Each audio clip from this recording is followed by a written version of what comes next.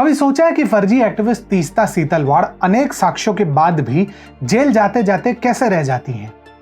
नमस्कार, यह है TFI और मैं निमेश पांडे तीस्ता सीतलवाड़ के परिवार के इतिहास का विश्लेषण करूंगा और क्यों इनका भारतीय इकोसिस्टम पर अलग ही प्रभाव रहा है। सबसे पहले बात करते हैं अंबाशंकर सीतलवाड़ की। सीतलवाड़ वंश का इतिहास अंबाशंकर सीतलवाड़ से प्रारंभ होता है, जो ईस्ट इंडिया कंपनी के लिए काम करते थे। ब्रिटिश प्रतिष्ठान के साथ उनका जुड़ाव विदेशी हितों के प्रति इस परिवार की वफादारी के इतिहास का संकेत देता है।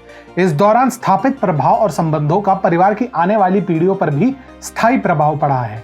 अब बात करते हैं हरिलाल अंबाशंकर सीतलवाड़ की। हरिलाल को अंग्रेजों द्वारा राय साहिब की उपाधि से सम्मानित किया गया था, जिससे औपनिवेशिक अधिकारियों के साथ परिवार के संबंध और मजबूत हुए।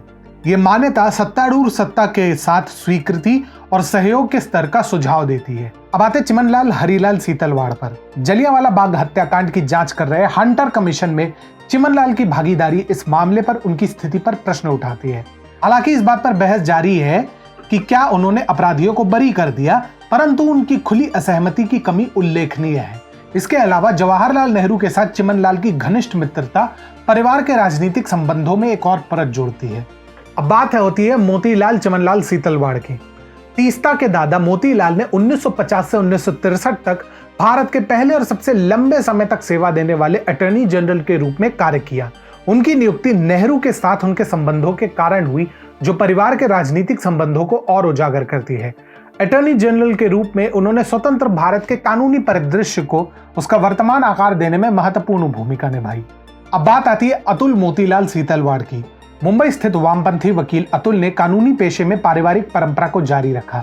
उनकी विचारधारा और सक्रियता ने संभवतः तीस्ता सीतलवाड़ की अपनी मान्यताओं और करियर पथ को प्रभावित किया।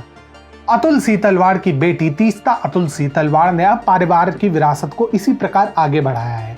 पत्रकार से सामाजिक कार्यकर्ता बनके वह 2002 के गुजरात दंगों के पीड़ितों के लिए न्याय की मांग में अग्रणी थी।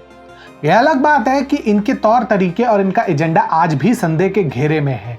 संजीव भट्ट और RB श्री कुमार की भांति इन पर भी जानबूझकर वन साइडेड नैरेटिव चलाने का और आवश्यक सबूत को नष्ट करने का आरोप रहा है।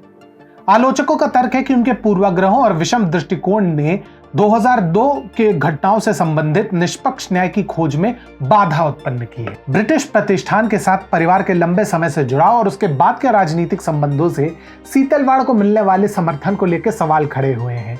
हालांकि परिस्थितियों का निष्पक्षता से विश्लेषण करना आवश्यक है, परंतु उसके साथ साथ परिवार के रिश्तों के ऐतिहासिक संदर्भ को भी अनदेखा नहीं किया जा सकता। तीस्ता के पूर्वजों द्वारा विकसित किए गए गहरे संबंधों और नेटवर्क ने संभवतः इनके कानूनी लड़ाई के पथ को आकार देने में भूमिका निभाई होगी। इतने साक्ष्य होने के बाद भी अगर आपको कोई हाथ ना लगा पाए तो कुछ तो स्ट्रॉन्ग कनेक्शन होगा ही।